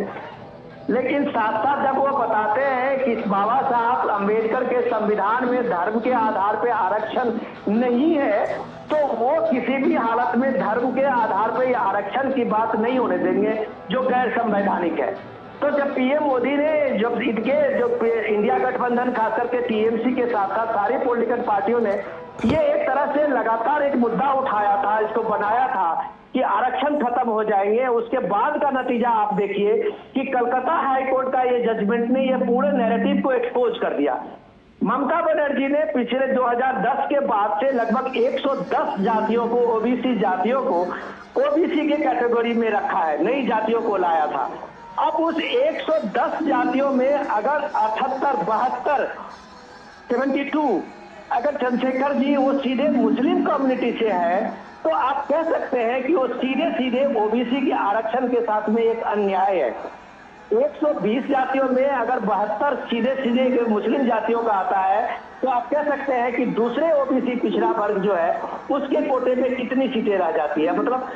70 से 72% आप कह सकते हैं कि सिर्फ ओबीसी में सिर्फ मुस्लिम जातियों के लिए रिजर्व हो जाती है। तो ये सवाल कोलकाता में, खासकर के पश्चिम बंगाल में एक बड़ा आप कह सकते हैं कि लोगों का एक चर्चा में है कि लोगों को ये लगने लगा है कि आप चोर दरवाजे से आप धर्म के आधार पे ये आरक्षण की बात करके आपने एक तुष्टीकरण की राजनीति की है। इस आरक्षण को आप एपीजमेंट की राजनीति आपने की है, जो कांग्रेस ने कर्नाटक में की है, आंध्र प्रदेश में की है, तेलंगाना में की थी, केरल में सीपीएम सरकार ने की थी। तो इस तरह का जहां जहां जिस पार्टी को लगा है उसने अपने इस आरक्षण को बैकडोर से लाने की कोशिश की है। तो ये ओबीसी को लेके जो पिछड़े वर्ग के लोग हैं उनके अंदर ये चेतना जरूर बनी है कि उनके साथ एक धोखा हुआ है। जो पार्टी ये बात की सफाई लोगों में बता रहे थे कि यह बीजेपी को 400 सीट क्यों चाहिए तो वो आरक्षण खत्म कर देंगे, उनको ये बात सामने में ये बात पता लगा है कि वो आरक्षण तो खत्म करने की बात तो कभी कहा नहीं, लेकिन इन्होंने बैकडोर से आरक्षण खत्म कर दिया। तो ये चीजें एक बड़ा सवाल है जो ममता बनर्जी के माटी मानुष को एक बड़ा कहता बड़ा डेंट देने वाला है। इसके साथ में अगर आप देखिए तो पश्चिम बंगाल में जो सबसे बड़ा अभी आज की तारीख में ये है, आज का इशू है, वो इंफ्रास्ट्रक्चर का है। पश्चिम बंगाल हमेशा एक इंडस्ट्री के रूप में कलकत्ता उसका एक सेंटर रहा है, जो पूर्वी भारत से लेके उत्तर भारत का एक कलकत्ता इसका एक बड़ा सेंटर हुआ करता था। तो जिस दौर में पूर्वी भारत का डेवलपमेंट आज अगर देखिए तो नॉर्थ ईस्ट से लेके कनेक्टिविटी पूरे भारत का एक जाल बिछा हुआ है, रोड का, हवाई जहाज का, वाटरवेज का। और इसमें अगर पश्चिम बंगाल अपने उस बिजनेस के एक्टिविटीज को बढ़ा नहीं रहा है तो ये जरूर वहां के लोगों के बीच में एक फ्रस्ट्रेशन है कि शायद ममता बनर्जी की जो पॉलिसी रही है और उस पॉलिसी के चलते पश्चिम बंगाल काफी पिछड़ गया है। तो पश्चिम बंगाल में सिर्फ वोट की राजनीति करते हुए पश्चिम बंगाल में अपनी पार्टी को, टीएमसी को एक तरह से एक सर्वाइवल देने के लिए ममता बनर्जी जो पॉलिसी बनाती रही है, उसमें बंगाल का एक समग्र विकास का जो डेवलपमेंट था, वो चाहे उनका टूरिज्म का दार्जिलिंग हो या पहाड़ के और दूसरे इलाका हो, सारे इलाके टूरिज्म के नक्शे से लगभग कट्टे से चले गए थे। तो ये सारी चीजें जब आप इन सारी इलाकों में देखते हैं, कोलकाता में आप प्राइम मिनिस्टर मोदी की इस रैली में देखते हैं, तो शायद लोगों के मन में ये भरोसा जगा है कि डेवलपमेंट का, विकास की जो धारा पूरे भारत में चली है, उसी धारा से खास करके पश्चिम बंगाल को भी जोड़ना जरूरी है। और ये पश्चिम बंगाल तब जुड़ेगा जब प्राइम मिनिस्टर मोदी को यहाँ से प्राइम मिनिस्टर बनने के लिए एक मजबूत समर्थन होगा। ये अभिव्यक्ति आप लोगों की इस रैली में देख रहे हैं, इस जोश में देख रहे हैं, इसके जोश में देख रहे हैं कि सारे लोग, चाहे कोलकाता के ऊंचे वर्ग के हों, नीचे निम्न वर्ग के लोग हों, चाहे वो बिजनेसमैन हो, चाहे वो छोटे कारोबारी हो, कारीगर हो, सारे लोग अपने सब कुछ छोड़ के आज प्राइम मिनिस्टर मोदी के स्वागत में नॉर्थ ब्लॉक कलकत्ता के आशीष रोड शो में दोनों बगल खड़े हुए हैं। तो आप कह सकते हैं कि बंगाल के मन में मोदी है। जो आज के रोड शो का थीम है वो साफ साफ आपको दिख रहा है। ठीक है, विशाल भी हमारे साथ जुड़े हुए हैं। विशाल, हालांकि ये जो मुद्दा है ये पिछले 4-5 दिन में ही ये मुद्दा डेवलप हुआ है, क्योंकि जो 77 मुसलमान जातियों को ओबीसी घोषित करना गैर कानूनी और असंवैधानिक करार दिया गया कलकत्ता हाईकोर्ट की ओर से, उसके बाद लगातार बीजेपी भी टीएमसी पर हमलावर है, टीएमसी न्यायपालिका पर भी सवाल उठा रही है। ग्राउंड पे कितनी गूंज है इस मुद्दे की? देखिए चंद्रशेखर, मैं बार बार यही बात बोल रहा हूँ कि अगर आप ग्राउंड पे हैं, अगर आप ग्राउंड कवर कर रहे हैं, तो आपको ग्राउंड रियलिटीज के बारे में ज्यादा पता रहेगा। इसलिए मैं आपको ये बोल रहा हूँ कि आपका ये जो सवाल है कि लोगों का क्या रिएक्शन है, प्रधानमंत्री ने आज स्टेज पे जब ये बोला कि आप न्यायपालिका पर सवाल उठा रहे हो, तो क्या जजों के पीछे भी तुम अपने गुंडे छोड़ दोगे? जब प्रधानमंत्री ने यह सवाल किया तो पब्लिक का बहुत जबरदस्त रिस्पांस था, और इसी से आप इस बात का अंदाजा लगा सकते हैं कि ये जो हाई कोर्ट का डिसीजन आया है, इसका टाइमिंग बहुत इंपॉर्टेंट है। इलेक्शन चल रहे हैं, 7वां फेज बाकी है, और ये फर्दर पोलराइज कर देगा चीजों को। और ये जो है टीएमसी इस बात को लेकर बहुत ज्यादा चिंतित है कि उनको एक तरह से ये दिखाया जा रहा है कि जहां वो बात करती है मां माटी मानुष की, ऐसे में वो मुस्लिम अपीजमेंट का जो उस पर आरोप लग रहा है, उसको हाईकोर्ट ने उस पर स्टैंप लगा दी है। और ये जो टाइमिंग है, ये उसके लिए बहुत एक, जैसे कि बोलते हैं कि एक डेथ सेंटेंस की तरह आया है, क्योंकि बंगाल का जो साइक रहा है, जो साइकोलॉजी रहा है, वो लेफ्ट खत्म हुआ, लेफ्ट का कार्डर शिफ्ट हो गया टीएमसी में। कोई भी पार्टी अपने कार्डर के नाम पे जानी जाती है। अगर हम बीजेपी की बात करते हैं तो बंगाल में बीजेपी का कार्डर इतना ज्यादा स्ट्रांग नहीं है अभी भी, तमाम रैलीज के बावजूद, अगर हम कंपेयर करें हम टीएमसी से। लेकिन जो टीएमसी के सामने जो सबसे बड़ा खतरा अब खड़ा हो गया है, जो लोग बातचीत में कर रहे हैं, कि अगर टीएमसी ये चुनाव हार जाती है तो स्टेट इलेक्शन से पहले टीएमसी का जो कार्डर है वो बीजेपी में जा सकता है, क्योंकि वो यूथ है। यूथ फोर्स को आप किसी भी तरह गाइड कर सकते हैं, उसको एक मिशन चाहिए, उसको एक डायरेक्शन चाहिए। और जब उसको लगेगा कि ये पार्टी के ने मुझे मेरा मिसयूज किया, और जो सामने जो पार्टी है वो मुझे एक उद्देश्य दे रही है, तो ये विवेकानंद ने कहा था, wake arise and stop not till the goal is reached. तो जो युवा है वो उसमें डाइवर्ट हो जाएगा। और टीएमसी के सामने अब ये सबसे बड़ा खतरा है कि कहीं वो अपना कार्डर ना खो दे बीजेपी को। और यही बीजेपी जानती है कि उसके पास ये सबसे अच्छा मौका है। प्रधानमंत्री की बार बार रैलियां, प्रधानमंत्री की मौजूदगी, प्रधानमंत्री का भाषण, प्रधानमंत्री का व्यक्तित्व, प्रधानमंत्री का डायरेक्ट कनेक्ट करना लोगों से, और प्रधानमंत्री के लिए खास तौर से महिलाओं का और बच्चों का जो अपार प्यार है, वो टीएमसी के लिए खतरे की घंटी बना हुआ है। और इसीलिए ममता बनर्जी भी पूरी कोशिश कर रही है कि बार बार वो मां माटी मानुष का नारा देकर वो लोगों को अपने पास बुलाने की कोशिश करे, अपने कार्डर को समेटने की कोशिश करे। लेकिन जिस तरह से उनका जो ये एक एंटी इनकम्बेंसी डेवलप हो गया है बंगाल के अंदर, वो उनके लिए एक बहुत बड़ा चैलेंज है कि उसको वो कैसे कंट्रोल करें। और जब प्रधानमंत्री बार बार यहाँ पर आके लोगों से मुखातिब होते हैं, रैली करते हैं, आज की जो रैली है ये एक बहुत बड़ा ग्रैंड शो है, और बीजेपी के लिए एक ये वाटरशेड होगा इस इलेक्शन के अंदर, क्योंकि ये जो रोड शो है वो बीजेपी की जड़ों को और ज्यादा मजबूत कर देगा, खास तौर से शहरी इलाकों में। और अगर हम बात करते हैं कोलकाता की, कोलकाता में आसपास के गांव के लोग, दूसरे स्टेट के लोग भी यहाँ पर रहते हैं, पीढ़ियों से रह रहे हैं, जो अब यहाँ के वोटर बन चुके हैं, चाहे वो बिहार झारखंड के भी हो, तो वो बीजेपी के लिए एक बहुत प्लस पॉइंट हो जाता है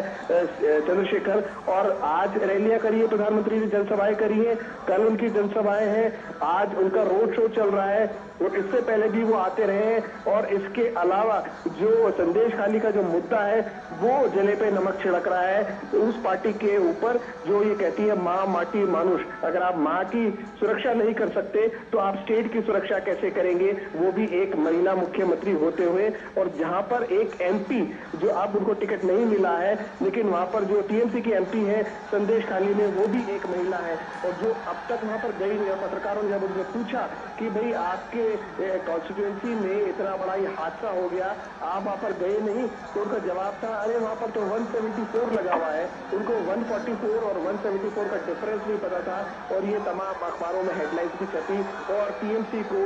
बहुत शर्मसार होना पड़ा अपने एमपी की वजह से। और इसलिए मैं आपसे कह रहा हूं कि ये जो कार्डर शिफ्ट का जो एक सिलसिला है खासतौर से बंगाल में, वो एक बड़ा चैलेंज है खासतौर से टीएमसी के लिए। अगर उनकी पॉपुलैरिटी घटती है, टीएमसी की बीजेपी की बढ़ती है, तो कार्डर का जो शिफ्ट होगा वो उसकी कमर तोड़ देगा। चंद्रशेखर, विशाल, आपसे ये भी जानना चाहेंगे, क्योंकि आप जगह जगह पे घूम रहे हैं, बंगाल की हम बात करें तो जो मुख्य तौर पे मुकाबला है वो बीजेपी और टीएमसी के बीच में दिखाई दे रहा है, लेकिन बंगाल में सीपीएम भी काफ़ी वहाँ पर सक्रिय रही है और कांग्रेस का भी कुछ जगहों पे अच्छा खासा वहाँ पर वोट बैंक है। इन दो पार्टियों के क्या हालात हैं इस वक्त? देखिए चंद्रशेखर, आपने बड़ा अच्छा सवाल किया। और जब हम यहाँ पर ट्रैवल कर रहे हैं, गांव देहात में जाते हैं, तो मुझे दो झंडे प्रोमिनेंटली दिखाई देते हैं, एक टीएमसी का और एक बीजेपी का। जब हम बात करते हैं सीपीएम का, तो यदा कदा सीपीएम का भी झंडा दिखता है। कांग्रेस का झंडा बहुत कम दिखाई देता है या ना के बराबर। तो जो इंडिया ब्लॉक जो है, जिसे आप इंडी गठबंधन भी कहते हैं, वो जब कंबाइंड फोर्स होकर लड़ रहा है, देखिए वोट बैंक तो आपका एक ही है और वो है माइनॉरिटीज का। अब माइनॉरिटी का वोट बैंक कितनों में डिवाइड होगा? टीएमसी में डिवाइड होगा या अब जो कंबाइंड फोर्स बनकर आ गया है कांग्रेस और लेफ्ट के बीच में, लेकिन डिवीजन तो तय है। ऐसे में अगर आप पोलराइज हो जाता है पूरा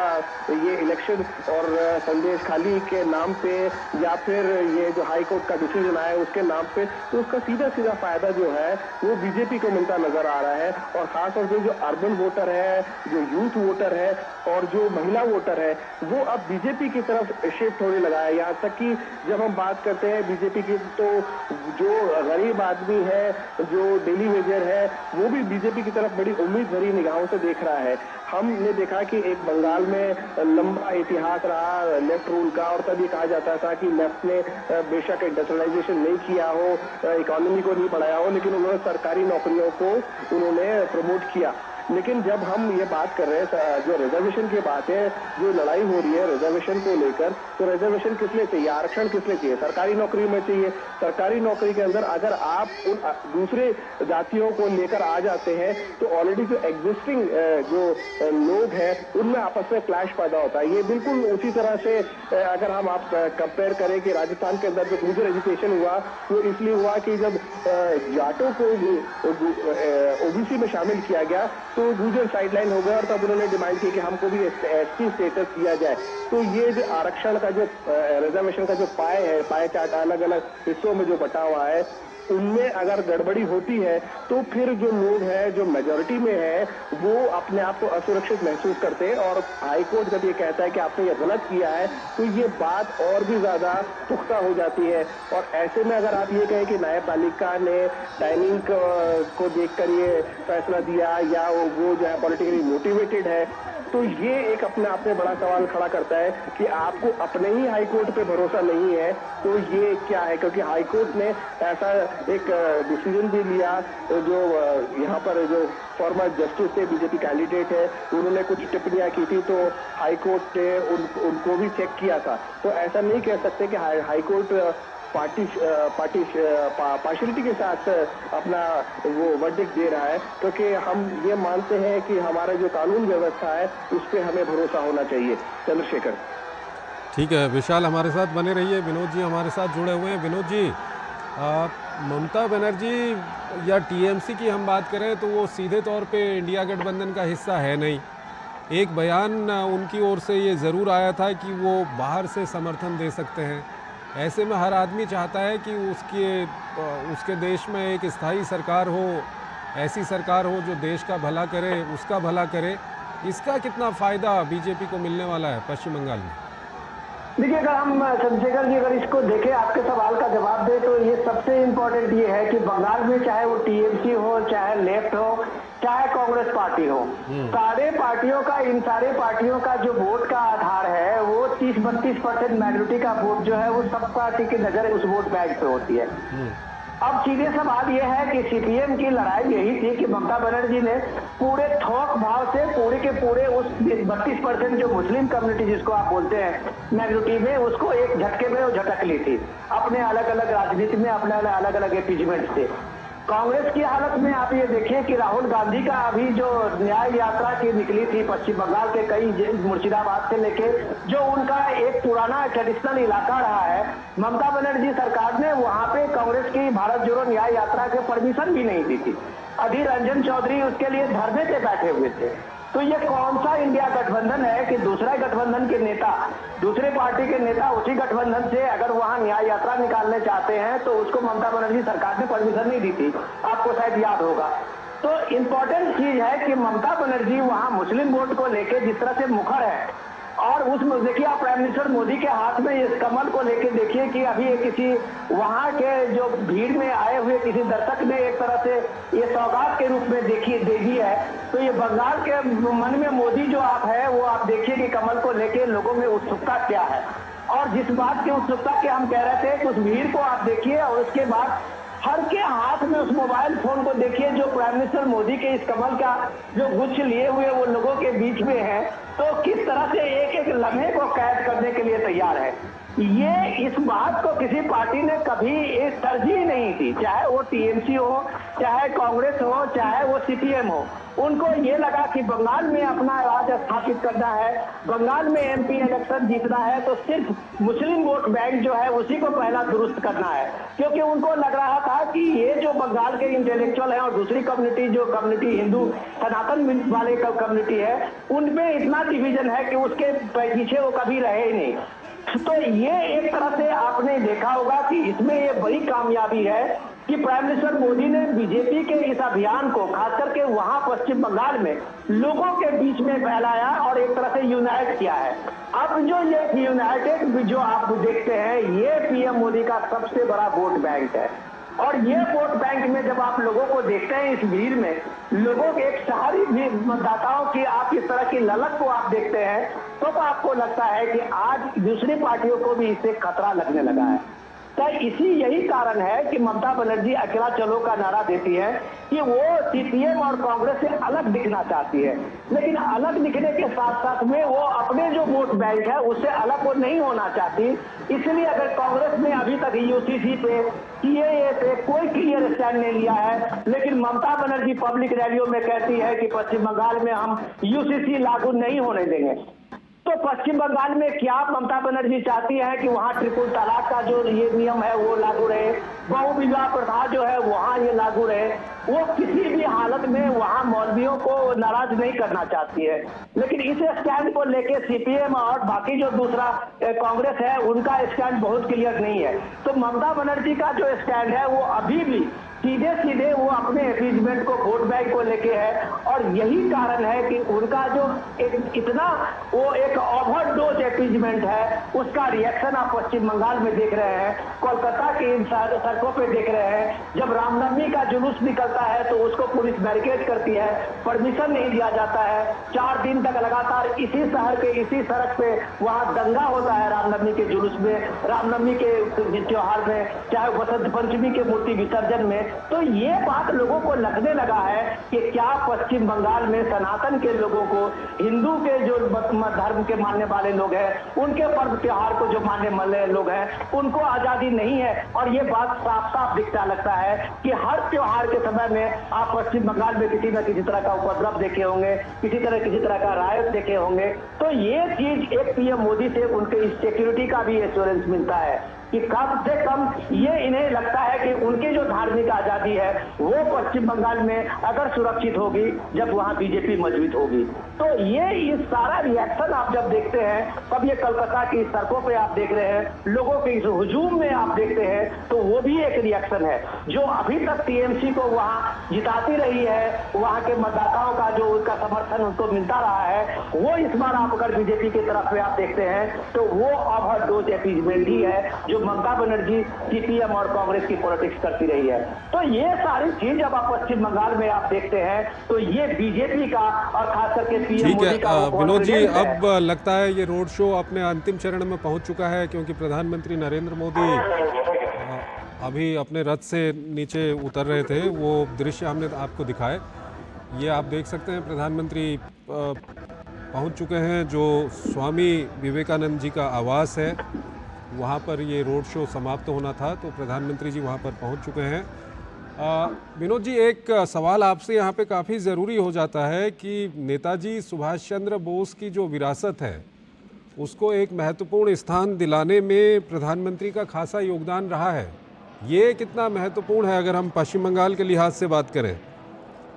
चंद्रशेखर जी, आपने बहुत शानदार सवाल किया। जो आजाद हिंद फौज के से बात करते हैं हम जब कभी और नेताजी की बात कर रहे हैं तो उनका नाम कम से कम अब 50-60 साल में आजादी के बाद एक गुमनामी में धकेल दिया गया था। आपको याद होगा कि लाल किले में प्राइम मिनिस्टर मोदी ने सबसे पहले आजाद हिंद फौज के जयंती पे वहां किस तरह से नेताजी को कॉम्प्लीमेंट दिया था, वो एक श्रद्धांजलि, एक बहुत बड़ा उन्होंने एक भव्य आयोजन किया था। आपने देखा होगा कि जिस राजपथ की बात होती थी वहां सुभाष चंद्र बोस का भव्य प्रतिमा लगा के उसका कर्तव्य पथ नाम दिया गया है। तो दिल्ली में जहां सुभाष चंद्र बोस को इस राजधानी दिल्ली में एक तरह से हाशिए पे डाल दिया गया था, प्राइम मिनिस्टर मोदी ने अपने उस स्वतंत्रता सेनानी के अव्वल सेना नायक को, सुभाष चंद्र बोस को वो जगह दी है और भारत के प्राण के प्रतिष्ठा में जिनका एक बड़ा योगदान रहा है उनको दिल्ली के उस कर्तव्य पथ को सामने में लाया है। जब आप पार्लियामेंट देखते हैं, संसद भवन देखते हैं, उसके ठीक सामने में कर्तव्य पथ पे आप सुभाष चंद्र बोस को अगर आप देखेंगे तो आपको लगेगा कि ये देश के नायक हैं जिन्हें अब तक एक तरह से हाशिए पे डाला गया था, गुमनामी में रखा गया था। वो गुमनामी का दौर खत्म हुआ और सुभाष चंद्र बोस मुख्य धारा में उस नई पीढ़ी के सामने में खड़े हैं। जो भी कोई कर्तव्य पथ पे जाएंगे तो सुभाष चंद्र बोस उनको सामने में मिलेंगे। तो ये एक बड़ी बात है। जब आप स्वामी विवेकानंद के इस स्टैच्यू के सामने में पीएम को देखते हैं और पुष्पांजलि करते हुए देखते हैं तो ये भारत की एक सांस्कृतिक गौरव रही है, चेतना का रहा है। ये विश्व गुरु भारत जो है उसके एक प्रतीक रूप में स्वामी विवेकानंद है और वो स्वामी विवेकानंद अगर कलकत्ता में देश में अगर गुमनाम हो जाए तो ये कह सकते हैं कि भारत की जो परंपरा है, भारत की जो संस्कृति है उसकी एक सबसे बड़ी अवहेलना है। और प्राइम मिनिस्टर मोदी आज अगर कलकत्ता में है तो मां शारदा के उस भव्य उनके घर से उन्होंने शुरुआत की थी यात्रा को, तो स्वामी विवेकानंद के इस स्टेच्यू के सामने में अपनी यात्रा को, सब इस रोड शो को अब विराम दिया है। तो आप कह सकते हैं कि भारत की जो भारतीयता है, भारत की जो मौलिकता है, उस मौलिकता को एक पहचान देने के लिए प्राइम मिनिस्टर मोदी का ये रोड शो है जिसका नाम था बंगाल के मन में मोदी। ठीक है विनोद जी, दर्शकों की जानकारी के लिए हम बता दें कि प्रधानमंत्री का रोड शो यहीं पर समाप्त हुआ है। ये शिमला स्ट्रीट स्थित स्वामी विवेकानंद जी का ये आवास है जहां पर प्रधानमंत्री ने अपना रोड शो समाप्त किया और प्रधानमंत्री ने अपना रोड शो शुरू किया था नेताजी सुभाष चंद्र बोस की प्रतिमा पर पुष्पांजलि अर्पित कर उन्होंने अपना रोड शो शुरू किया था। और उसके बाद लगातार ये हम रोड शो के कुछ दृश्य भी आपको दिखा रहे हैं। सड़क के दोनों ओर भारी संख्या में लोगों की भीड़ वहाँ पर मौजूद थी और प्रधानमंत्री ने हाथ हिलाकर लोगों का अभिवादन स्वीकार किया। लोग भी वहाँ पर अपने मोबाइल से हाथ हिलाकर प्रधानमंत्री का अभिवादन कर रहे थे और अपने मोबाइल से लोग वहाँ पर प्रधानमंत्री की तस्वीर वहाँ पर उतार रहे थे। तो कोलकाता में प्रधानमंत्री के रोड शो के ये दृश्य हम आपको दिखा रहे हैं।